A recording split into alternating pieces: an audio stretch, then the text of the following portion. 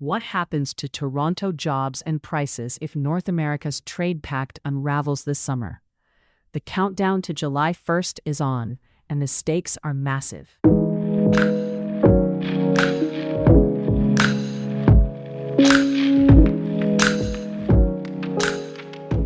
It's Tuesday, February 3rd.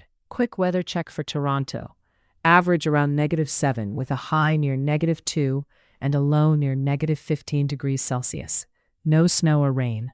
Top story: uncertainty around the renewal of the USMCA, also known as CUSMA. Negotiations are stalled as the July 1st deadline approaches, and U.S. Canada tensions are running hot.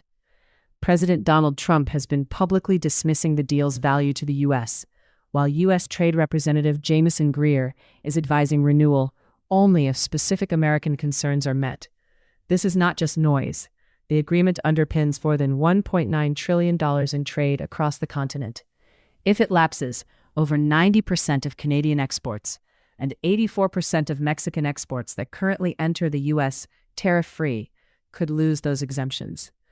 Talks have been delayed in part by other international engagements for Prime Minister Mark Carney, and that timing pressure is colliding with a broader trade chill. The implications for Toronto's economy are direct.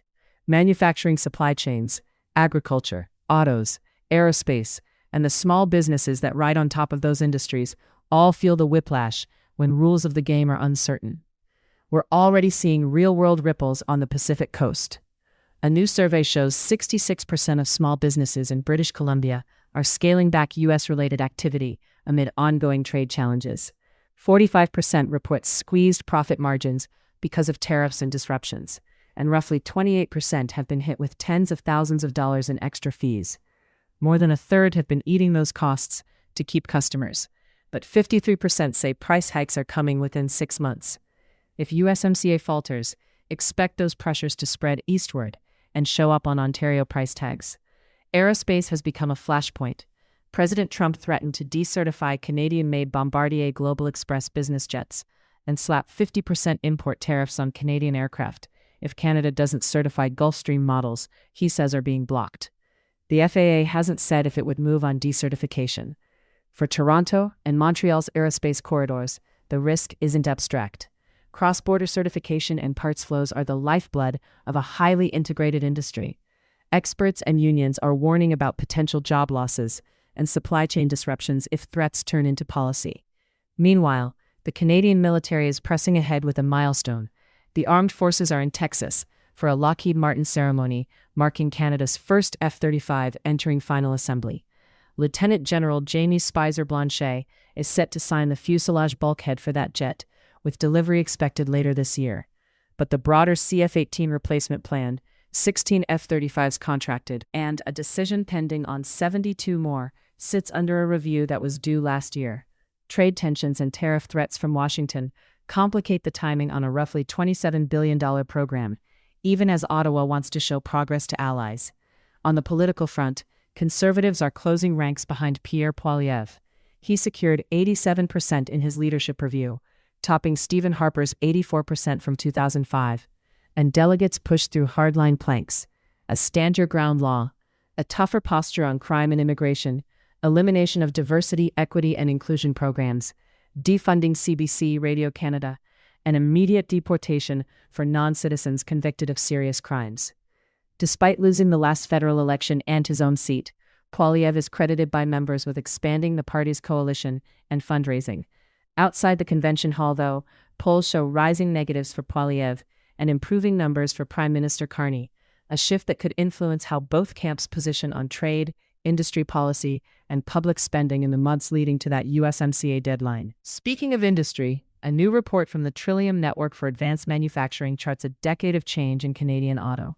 Production and employment tied to the Detroit 3, Ford, Stellantis, GM, have declined here, while Japanese manufacturers Honda and Toyota have held steady. That matters for the GTA's parts makers and logistics firms. In response, the federal government is weighing a revival of consumer incentives for electric vehicles and plug-in hybrids as part of a national strategy, after the IZEV program paused when demand outstripped the budget. With battery plants and supply chain bets landing in Ontario expect renewed debate over how incentives align with domestic production and affordability. To local safety in Ontario, police are warning about a rash of robberies and scams, including one that relies on a moment of goodwill. In Kingston, a victim was approached by a woman claiming she couldn't pay a taxi fare in cash.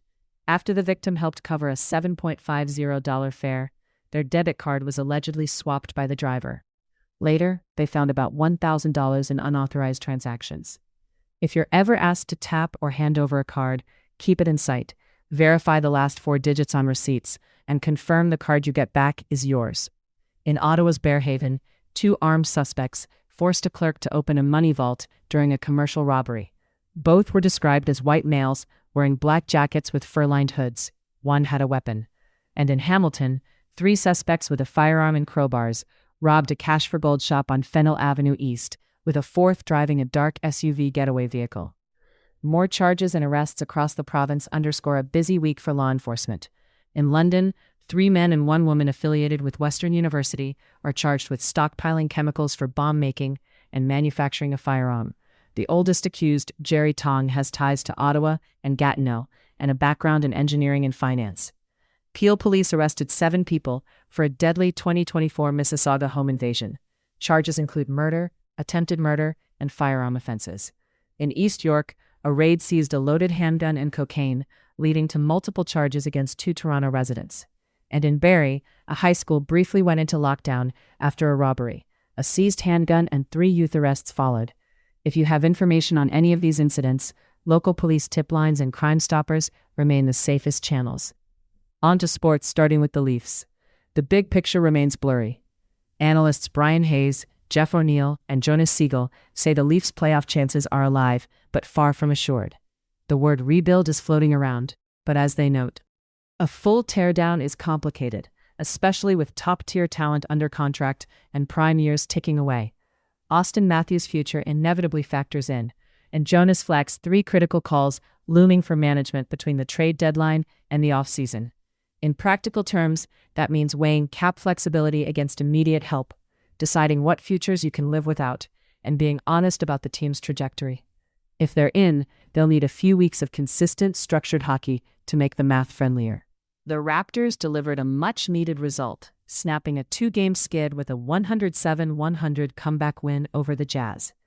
R.J. Barrett led with 21, and Sandro Mamukelashvili gave them 20 big ones off the bench. Scotty Barnes celebrated his all-star nod with 14 points and 9 boards. There was a late scare, but he finished it out. Utah's Lauri Markkanen dropped a game-high 27-11, yet the Jazz slid to their 6th straight loss. 12 lead changes, 10 ties. This one was chippy and tight. Both teams wore shirts honoring the 75th anniversary of the NBA color barrier being broken, a meaningful touch on a milestone night. With this win, Toronto has already matched last season's total with 31 to play, a reminder of how far this group has come under a new system. Before we go, a few things to watch. USMCA talks as July 1 nears. Any sign of a framework deal will calm markets, while silence will push companies to hedge and raise prices. Aerospace fallout from tariff and decertification threats, and whether the FAA clarifies its stance. Ottawa's decision on the full F-35 buy and the broader CF-18 replacement timeline. The federal EV incentive debate, and what it means for Ontario consumers and plants. For the Leafs, whether management blinks early or lets the standings force their hand. For the Raptors, if bench scoring holds steady on a tough road-heavy stretch. That's it for today. If you spot a taxi or debit card swap scam, report it and let your friends and family know how it works. Awareness stops copycats.